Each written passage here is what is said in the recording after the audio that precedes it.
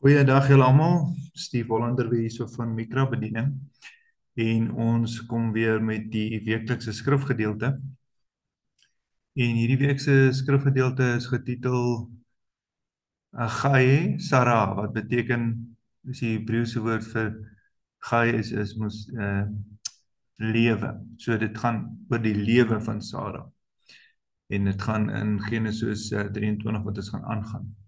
As jy nog nie ons voriges gekyk nie, jy kan gerus gaan. Jy sal sien op ons YouTube is daar 'n playlist wat jy basies kan gaan kyk na die 'n lys wat ons die skrifgedeeltes ons Bybelstudie doen. Ons het nou 'n lys daar vir die eerste 5 boeke en dan het ons ook skrifgedeeltes oor die profete gedeelte en dan ook die Nuwe Testamentse gedeelte wat bykom. So, ek hoop jy geniet dit saam met ons. Kom ons bid saam. Vader, dankie dat u woord staan vir ewig vas in die hemel. Die hemel en aarde sal verbygaan, maar u woorde sal nooit verbygaan nie.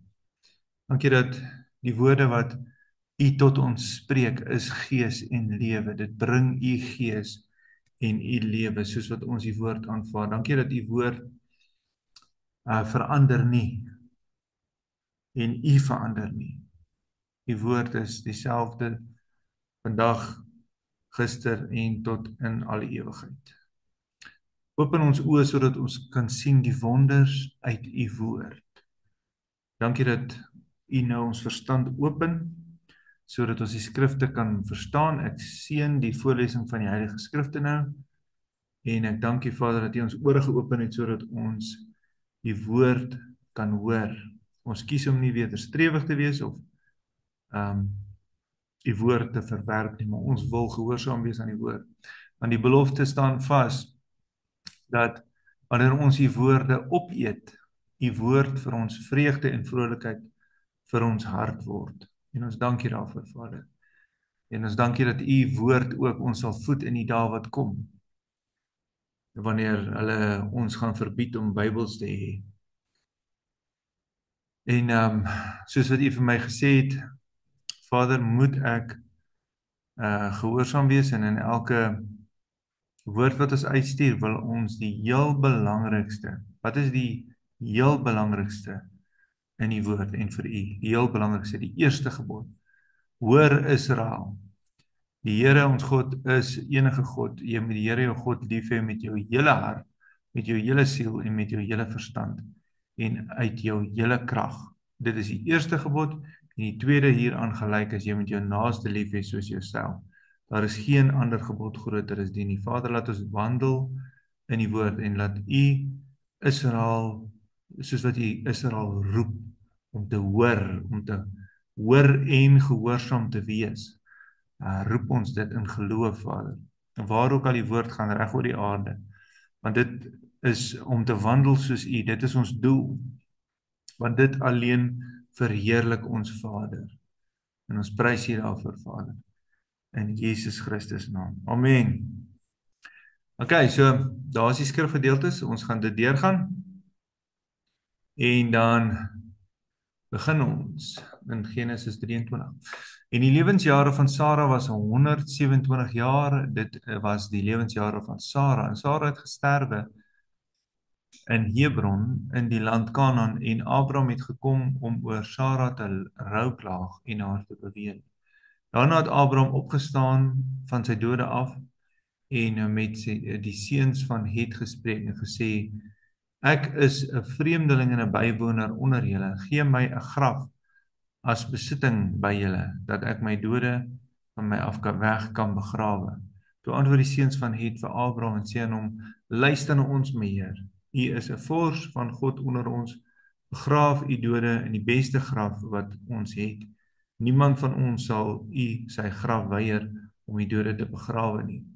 Toe staan Abraham op en hy buig hom voor die volk van die land, voor die seuns van Het, en hy het met hulle gespreek en gesê: As julle dit goed vind dat ek my dode van my af weg begrawe, luister na my en doen vir my 'n goeie woord by Efron, die seun van Sohar, dat hy aan my gee die spelonk van Magpela, wat aan hom behoort.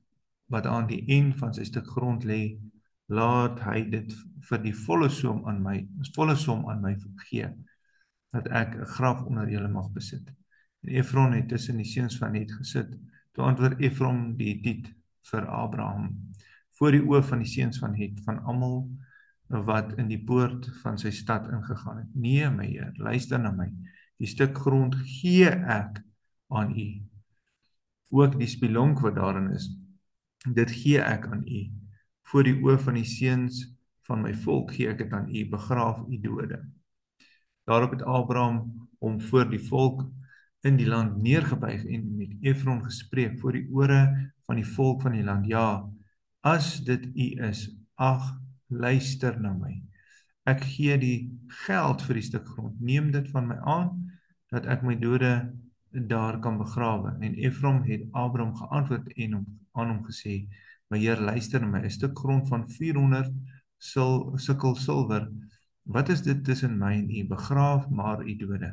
Toe luister Abraham na Efron.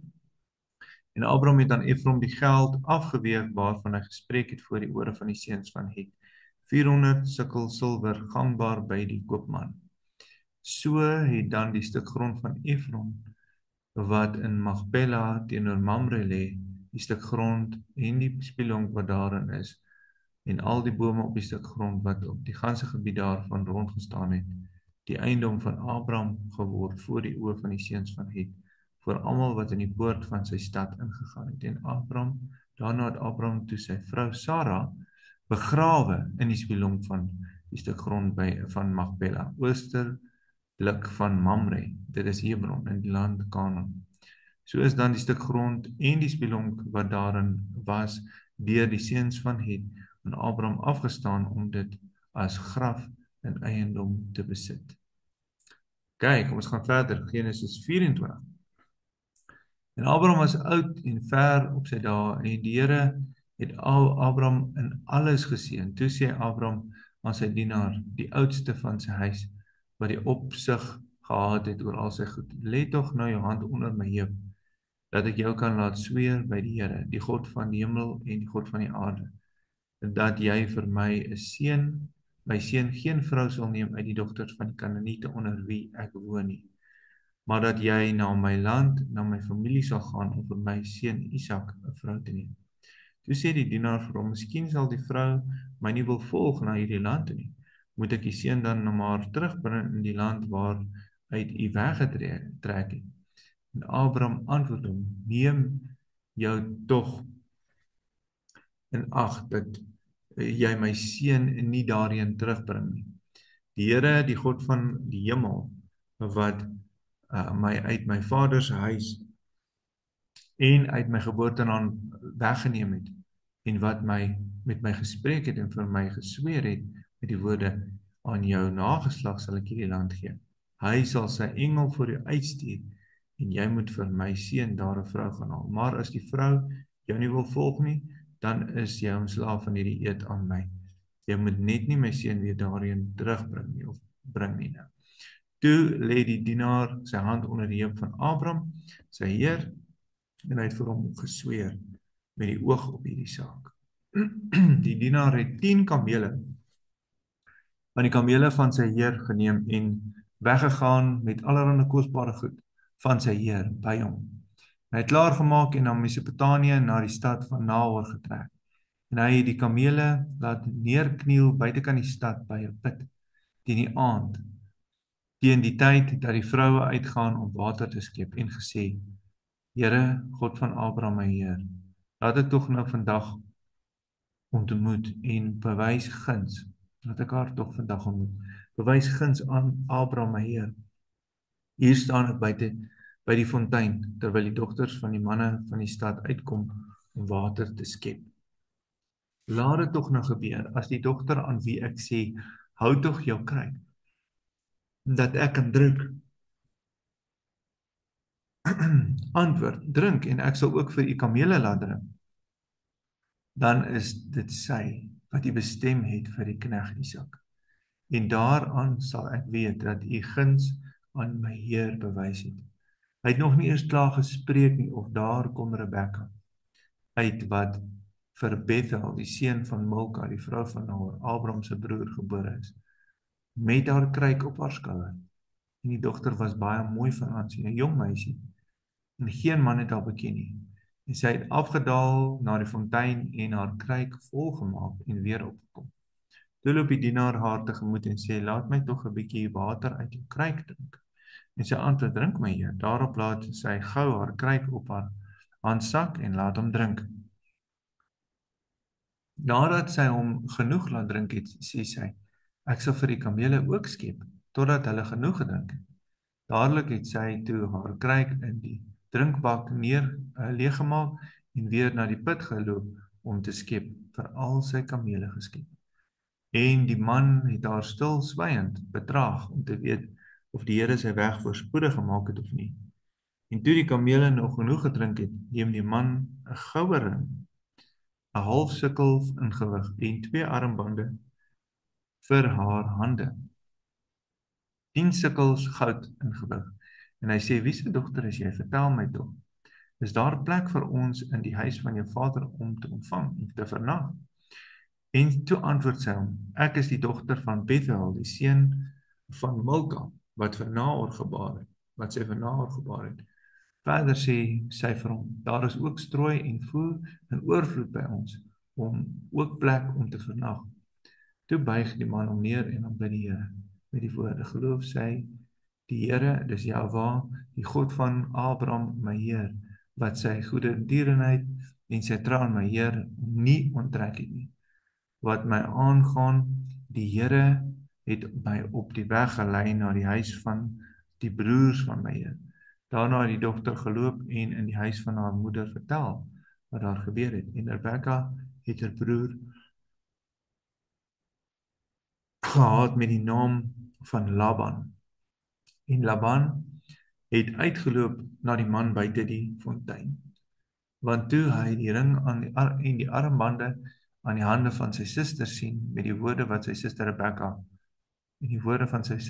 hoor, naamlik, so hierdie man met my gespreek, het hy na die man gegaan terwyl hy nog daar staan by die kamele by die fontein en gesê, kom in, geseënd van die Here.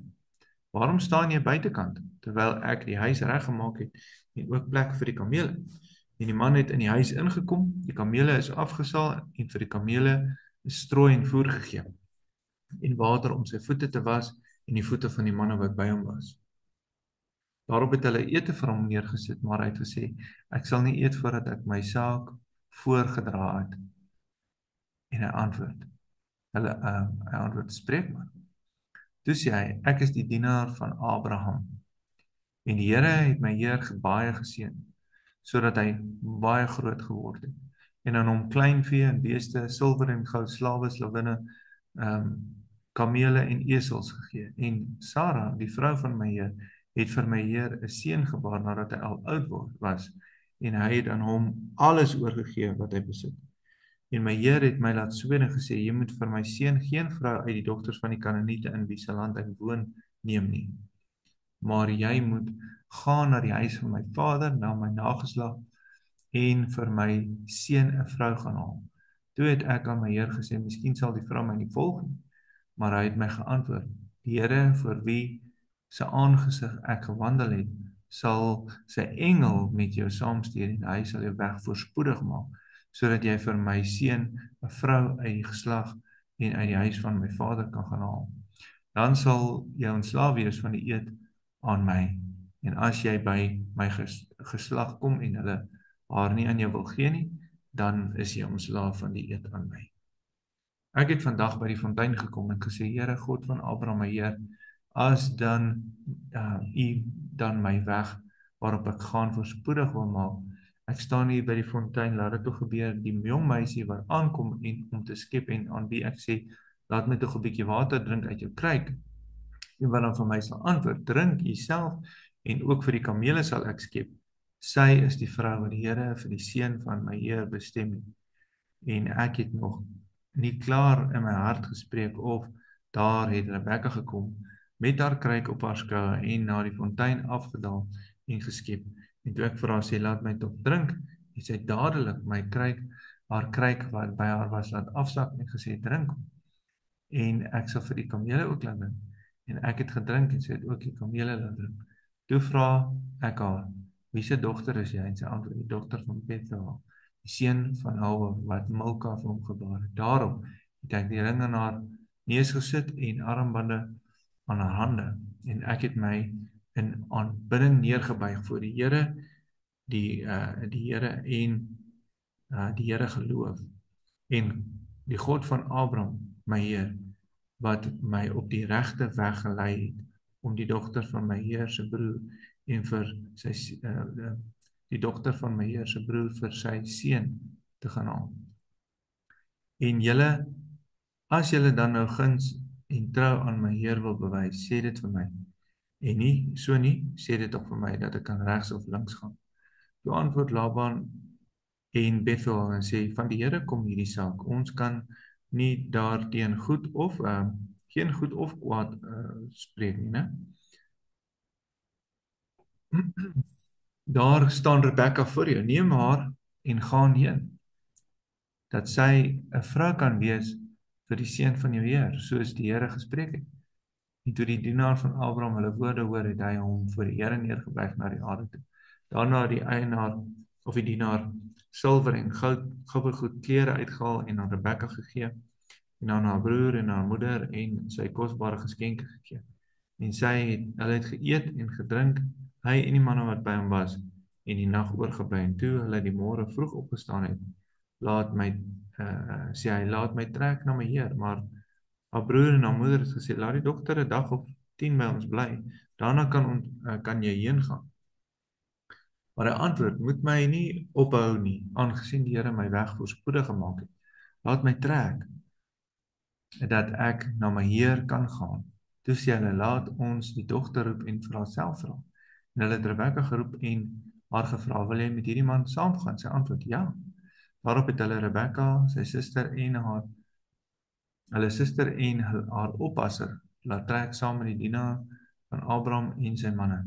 En hulle het Rebekka geseën en vir haar gesê, ons suster, mag jy duisende van 10.000 word, mag jou nageslag die poorte van sy vyande in besit neem. Toe het Rebekka en haar diensmeisies hulle klaargemaak en op kamele weggery en die man gevolg. So het die dienaar dan Rebekka saamgeneem en weggetrek. Nou hierdie hele verhaal van Abraham wat vir sy diensknegt vra om vir sy seun Isak 'n bruid te gaan haal, is soos 'n skadu van ons Vader in die hemel wat vir die Heilige Gees, die diensknegt, stuur om 'n bruid, die kerk, gaan haal vir sy seun Jesus. So dit is my baie mooi en dit wys net vir my dat ons as die bruid moet bereid wees. Ek bedoel, sy het hom 'n dag lank, sy het hom dieselfde dag nog wat sy die man ontmoet het sy vertrou dat jy weet dit is van die Here af en gesê sy gaan saam met hom. Maar sy moes die keuse maak, die bruid moes die keuse maak om die Heilige Gees te volg, wat die diensknegt is, na die bruilof toe, waar sy nog nie die bruidegom ontmoet het nie, maar wat sy glo, hy is die erfgenaam van alles. So, dit is 'n baie amazing story en verhaal wat ons seker nog vir ewig gaan waardeer en bestudeer en baie geniet. So, kom ons gaan aan, vers 62. En Isak het uit die rigting van die put Lagoi gekom, waar hy gaan woon het in die suidland, en Isak het in die aand uitgegaan om te pyns in die veld. Wanneer laas het jy 'n bietjie uitgegaan en net in die veld geloop en bid en met die Here gepraat en gedink aan die Here se beloftes? En toe hy sy oë opslaan, sien hy met eens kamele aankom, en Rebekka het haar oë opgeslaan en Isak gesien. Toe sê sy het sy van die kameel afgegly en aan haar dienaar gesê, watter man is dit wat ons tegemoet kom in die veld? En die dienaar antwoord, dit is my Heer. Toe neem sy die sluier en bedek hom. Daarop het die dienaar aan Isak alles vertel wat hy gedoen het. En Isak het daar in die tent van sy moeder Sara ingebring en Rebekka geneem en sy het sy vrou geword en hy het haar lief gehad. So is Isak dan getroos na die dood van sy moeder Sara. OK, Genesis 25. Ons gaan aan. En Abraham het weer 'n vrou geneem met die naam van Ketura. En sy het vir hom Simram en Joksan, Medan en Midian en Jesbak en Suach gebaar. En Joksan was die vader van Skiba en Dedan, en die kinders van Dedan was die Asorite, Letusite en die Lehumite. Die seuns van Midian was Efa, Efer en Henoch en Adia en Elda, hulle almal was seuns van Ketura. En Abraham het alles aan Isak alles gegee wat hy besit het. Maar aan die seuns van die byvroue van Abraham het Abraham geskenke gegee, en hulle nog by sy lewe van sy seun Isak af oos laat wegtrek na die oosland. En dit is die dae van die lewensjare van Abraham wat hy geleef het, 175 jaar. Maar dit is nogal kosbaar as 'n mens daaroor dink.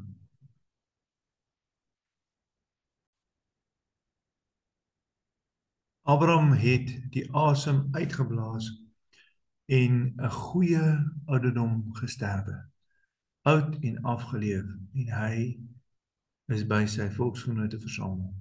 En sy seuns Isak en Ismael het hom begrawe in die spilong van Magpela, in die stuk grond van Efron, die seun van Sohar die Hethiet, wat oos van Mamre lê. Die stuk grond wat Abraham van die seuns van Het gekoop het. Daar is Abraham begrawe en sy vrou Sara. Na die dood van Abraham het God sy seun Isak geseën en Isak het gewoon by die put Laga-Roi. En dit is die stamboom van Ismael, die seun van Abraham. En wat Hagar, die Egiptiese, die slavin van Sara vir Abraham gebaar het. Dit is die name van die seuns van Ismael, hulle name volgens hulle afstammeling. Die eerstgeborene van Ismael was Nebajot, dan Kedar, Adibel, Bipsan, en Misma, en Duma, en Massa, Hada, en Dema, Jedur, Nafis, Ketma. Dit is die seuns van Ismael en dit hulle name. In die dorpe en die laars 12 vorste volgens hulle volksstamme. En dit is die lewensjare van Ismael, 137 jaar, en hy het sy asem uitgeblaas en gesterwe. En hy is versamel by sy volksgenote. En hulle het gewoon van Havila tot by Sur, wat oos van Egipte lê in die rigting van Asen. Teenoor al sy broers het hy hom gevestig. So dit was nou die Torah gedeelte en van die eerste 5 boeke. En nou gaan ons kyk na die profete gedeelte, wat hy kom uit, van dit uit Konings uit, 1 Konings 1 vers 1. Toe koning Dawid oud geword en ver op sy dae was, het hy hulle hom met komberse toegemaak, maar hy kon nie warm word nie. En sy dienaars sê aan hom, laat hulle vir my heer die koning 'n jong meisie soek, wat sy voor die koning kan staan en vir hom 'n verpleegster wees en in die skoot lê, dan sal my heer die koning warm word. En hulle het toe in die hele grondgebied van Israel 'n mooi meisie gesoek en Abishag, die Sunamitiese meisie, gevind en haar by die koning gebring. Die meisie was besonders mooi en sy was vir die koning 'n verpleegster en het hom bedien, maar die koning het geen gemeenskap met haar gehad. Okay. Intussen was Adonia, die seun van Hagriet, so vermetel om te dink, ek sal koning word.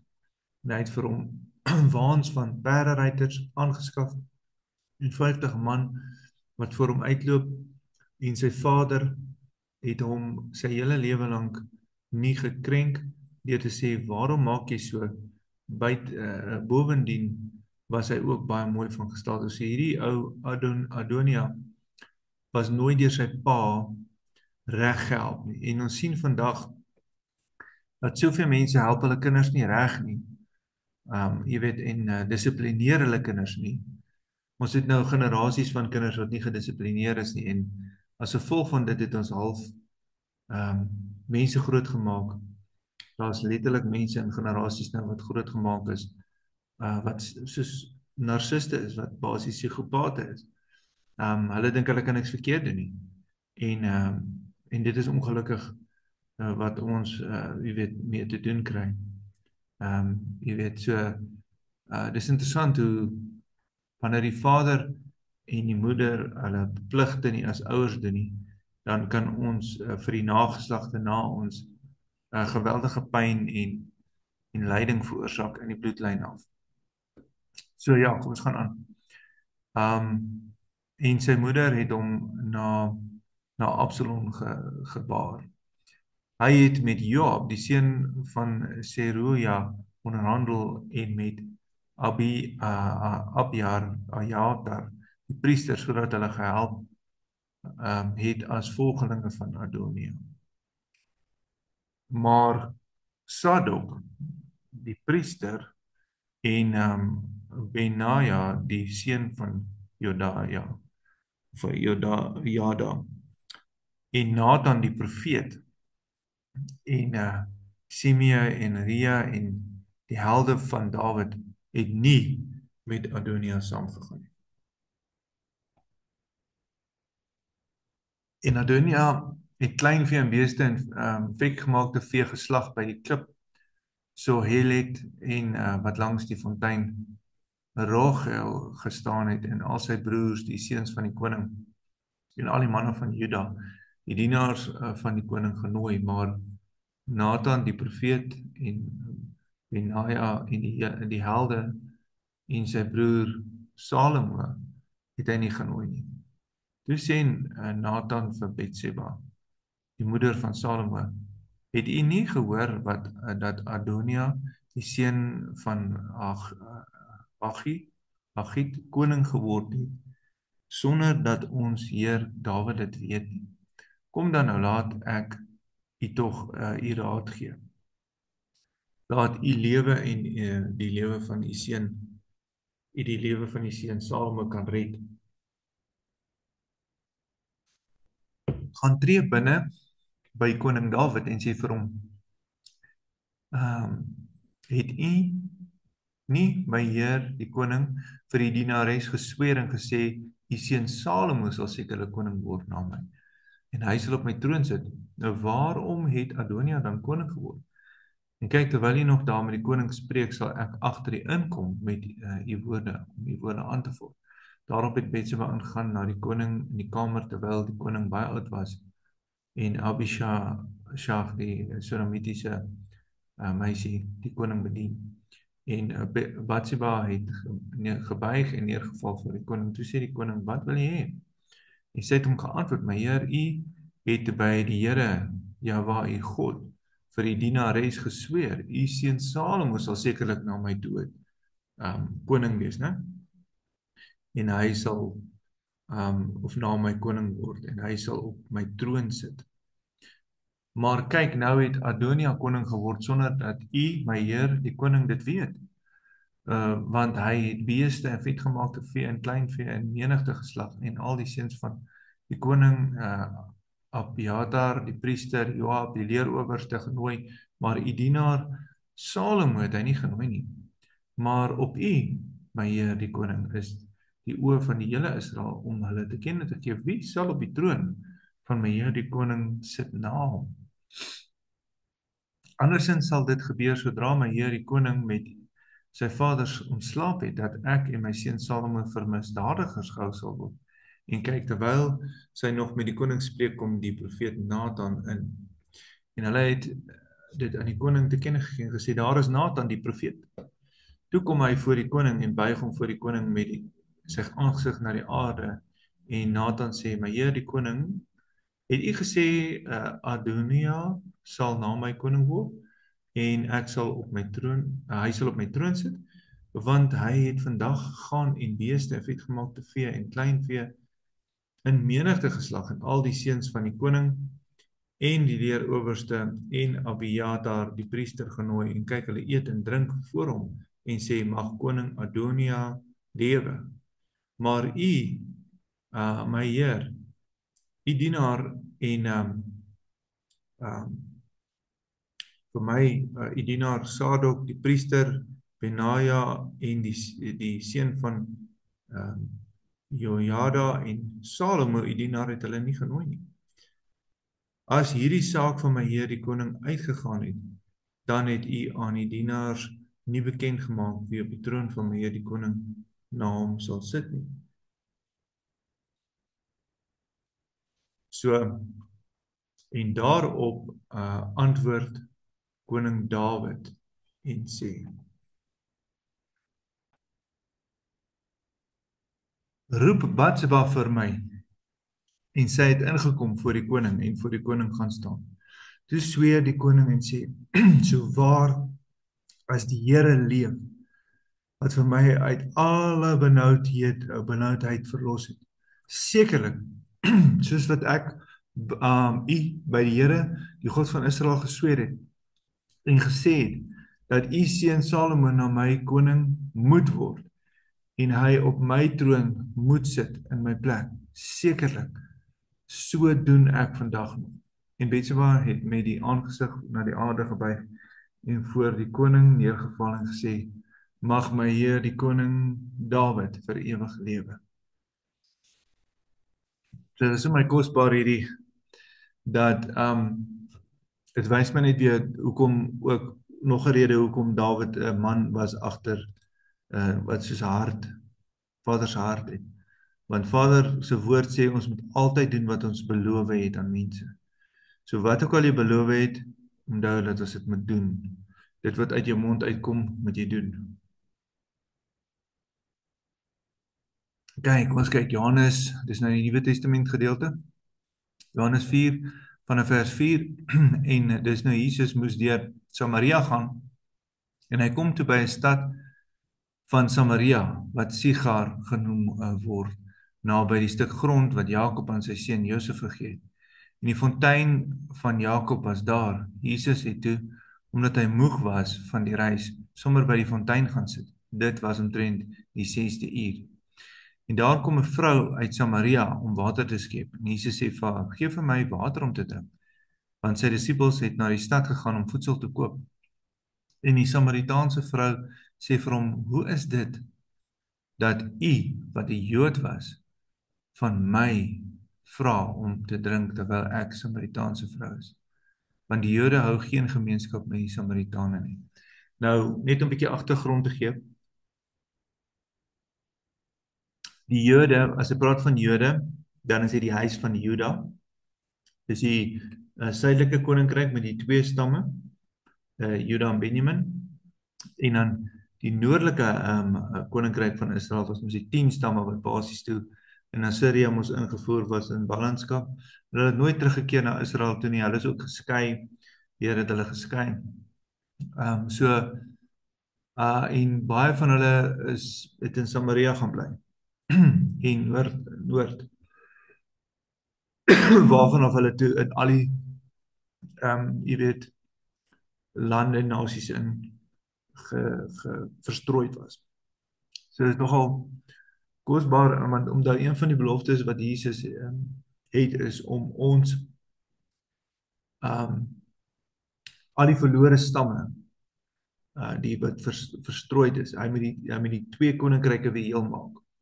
En dit is waarvan jy kan gaan lees, is oral in die profesies, Esegiel 36 van die Esegiel 37. So dit gaan oor om die twee wat letterlik die noordelike koninkryk het hulle het letterlik nasies geword.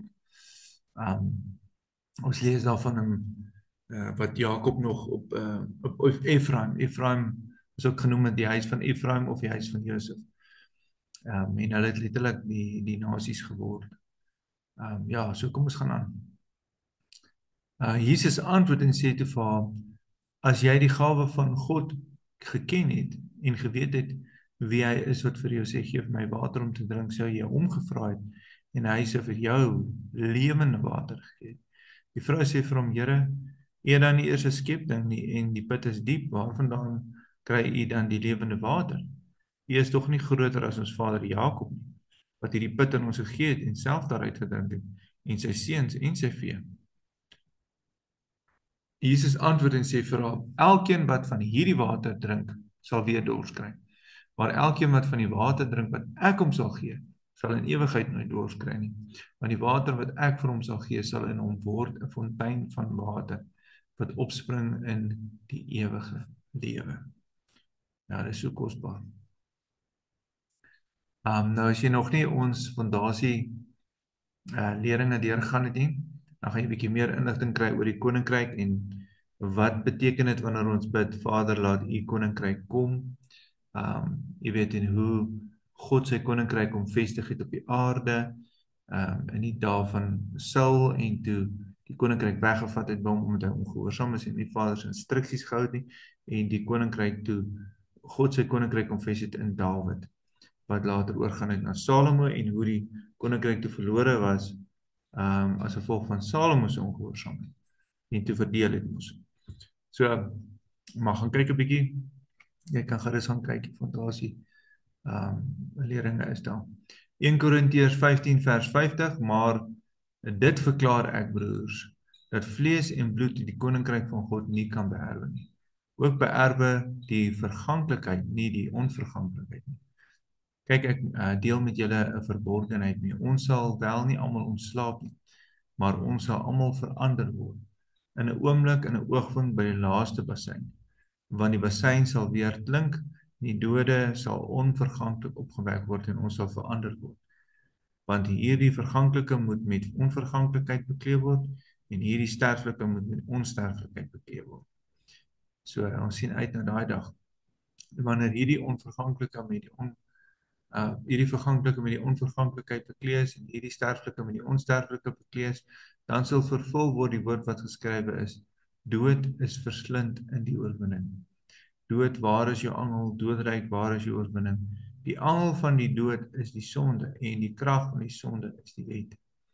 Maar God sy dank dat ons die oorwinning wat ons die oorwinning gee deur ons Here Jesus Christus. Amen. So kom ons sluit af met hierdie vers. Openbaring 1 vers 17 en 8 tot 18. Toe ek hom sien, val ek soos 'n dooie aan sy voete. En hy het sy regterhand op my gelê en vir my gesê: moenie vrees nie. Ek is die eerste en die laaste, die lewende, en ek was dood en kyk, ek leef tot aan alle ewigheid. Amen. Ek het die sleutels van die doodryk en van die dood. Alle eer aan ons ewige Vader, Jesus Christus, Yeshua, ons Messias. Ons bid saam. Vader, dankie dat ons U kan vertrou en dat U in hierdie laaste dae letterlik al U woorde soos wat U geprofeteer het deur U heilige profete alles in vervulling gaan bring. Want net soos wat U is die eerste en die laaste, net soos wat die begin ook deur U gekom het, net so sal die einde ook deur U kom en deur geen ander nie. Ons prys U daarvoor, Vader. In Jesus Christus naam. Amen. Baie seën vir julle en 'n geseënde week. Shalom.